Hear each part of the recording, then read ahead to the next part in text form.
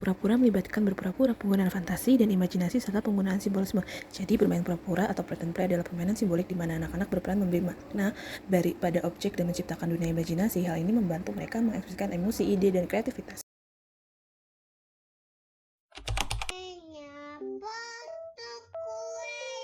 Nah, sebenarnya apa sih yang bisa diungkap dalam proses bermain itu? Pertama, ada yang namanya proses kognitif. Di dalam proses kognitif juga ada organisasi yang dimaksud seseorang anak itu bisa menyusun narasi atau ide atau alur secara logis.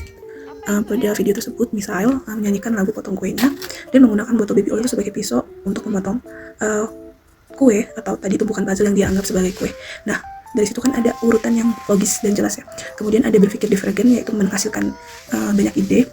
Di sini misal menciptakan skenario bermain seperti membuat kereta api dari puzzle, terus memanfaatkan botol baby oil sebagai pesawat-pesawatan dan menggunakan figur Spiderman serta benda lain itu sebagai penumpang di dalam kereta tadi kan. Kemudian ada simbolis, yaitu kemampuan mengubah objek biar bisa menjadi representasikan.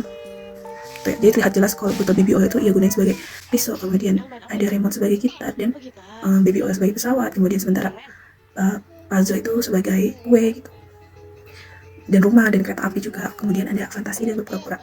Nah, di sini anak itu berfantasi dalam situasi yang berbeda gitu, baik saat memotong kue, bermain kereta, hingga mengoperasikan gitar dari remote TV tadi dan pesawat dari botol baby oil.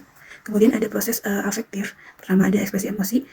Misal ini mampu mengekspresikan kebahagiaan melalui kegiatan bermain tadi. Contohnya terlihat dari kegembiraannya saat membuat suara kereta tut tut tut dan meniru suara pesawat hus hus gitu. Kemudian ada ekspresi tema afektif, dia juga menunjukkan itu seperti saat membuat suara duar ketika pesawat botol tadi itu menghantam figur yang mencerminkan agresif mungkin meskipun tidak nyata. Kemudian ada kenyamanan dan kenikmatan. Terlihat jelas bahwa misalnya itu menikmati permainan itu dan sepenuhnya terlibat dalam permainan tadi yang dia buat gitu. Seperti saat bermain dengan kereta dan terowongan tadi. Terus adanya regulasi emosi, ia juga mengatur emosi ke dalam permainan, tidak terlalu terbawa suasana meskipun ada elemen agresifnya dalam bermain pesawat dan kereta tadi. Kemudian ketiga ada proses interpersonal, yaitu anak mampu berkomunikasi dengan orang lain saat ibunya bertanya tentang remote yang ia gunakan tadi. Itu apa? Terus dia menjawab, kalau itu sebagai kita gitu.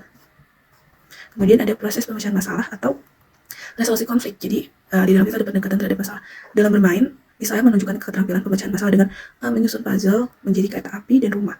Kemudian di pemecahan masalah atau resolusi konflik, dia juga menemukan cara untuk menyusun terowongan dari karpet puzzle ya, agar keretanya itu bisa melewati dan menunjukkan keterampilan resolusi masalah kreatifnya. Jadi seakan-akan tuh puzzle itu sebagai terowongan, kemudian puzzle-puzzle yang kecil itu dijadiin kereta melewati terowongan tersebut gitu.